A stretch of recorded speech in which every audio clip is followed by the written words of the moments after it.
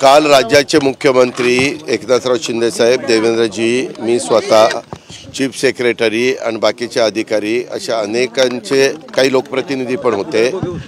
या सगळ्यांच्या बरोबर जुन्या पेन्शनच्या बद्दल मीटिंग झाली।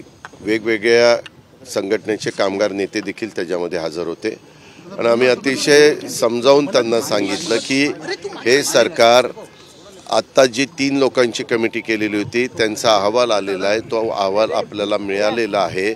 तो अहवालाच्या बद्दल finance, ACS finance, chief secretary असे 3-4 बसून कामगार लिडरांच्या बरोबर त्या ठिकाणी चर्चा करा।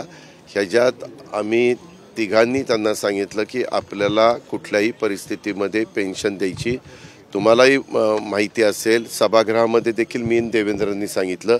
मी तर उलट सांगितलं की केंद्र सरकारचा काही ह्याच्याबद्दल अभ्यास चालू आहे, त्यांनी पण समिती नेमलेली आहे, परंतु त्याच्याशी हे लिंकअप आम्हाला करायचं नाही, परंतु ते जर आलं तर ते पण आपण पाहूया। ह्यांचाही जो काही अहवाल आलेला आहे तोही त्या ठिकाणी तपासूया आणि आपल्या कर्मचाऱ्यांचा, आपल्या अधिकाऱ्यांचा पेन्शनच्या बाबतीमध्ये जो काही योग्य निर्णय असेल तो त्या ठिकाणी घेतला जाईल। त्यांनी सांगितलं की आम्हाला ते पाहिजे। मी त्यांना मागे सभागृहात सांगितलेलं होतं की विधानसभेच्या निवडणुकीच्या आधी महायुतीचं सरकार ह्याबद्दलचा निश्चितपणे सकारात्मक निर्णय घेईल, हे काल पण आम्ही त्यांना सांगितलं, परंतु ते म्हणले नाही आता किती दिवस झाले। म्हणलं ह्याची अंमलबजावणी तसं बघितलं तर 2031 का 32 पासून सुरू होणार आहे, तोपर्यंत तर अंमलबजावणी सुरू होण्याचा प्रश्नच होत नाही। तरी ते म्हणले की आम्हाला मार्ग काढून द्या। तो मार्ग काढत असताना 4 ते 5 प्रश्न हे त्यांचे मुख्यमंत्र्यांनी तिथं त्यांना शब्द दिला की आम्ही तुमचे सोडून देतो। त्याच्यामध्ये एक जुन्या शिक्षकांचं बघा, 2005च्या आधी शिक्षक सेवक म्हणून लागलेले होते आणि नंतर ते परमनंट झाले, त्याच्यामुळे ते त्याच्यात बसले नाही, अशी काहीतरी 25,000ची संख्या होती। त्या लोकांचा प्रश्न मुख्यमंत्री महोदयांनी सोडवला। इतर पण त्यांचे 2-3-4 प्रश्न होते ते पण सोडवले आणि तरी त्यांनी भूमिका घेतली की बाबा आम्हाला तुम्ही शब्द द्या की कधीपर्यंत होईल।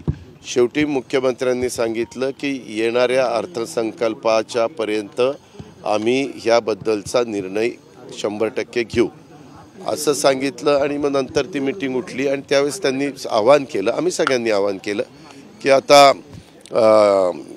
जास्त ताणून न धरता आजच्या संपाच्या बाबतीमध्ये देखील सगळ्यांनी टोकाची भूमिका घेऊ नये, कारण सरकार तसं बघितलं तर पत्रकार मित्रांनो तुम्ही काल एक बातमी पण वाचली असेल, RBIनी एक सगळ्या राज्यांना कळवलं। अर्थात RBIला काय कळवायचं तो RBIचा अधिकारी, राज्याला काय निर्णय घ्यायचा तो पूर्णपणे त्या राज्याच्या मुख्यमंत्र्यांचा आणि मंत्रिमंडळाचा अधिकार आहे आणि तशा पद्धतीनं काल एकनाथराव शिंदेंनी फार पॉझिटिव्ह भूमिका तिथं घेतलेली होती, हे आम्ही सगळ्यांनी पाहिली आणि त्याला आम्ही पण सगळ्यांनी सपोर्ट दिला।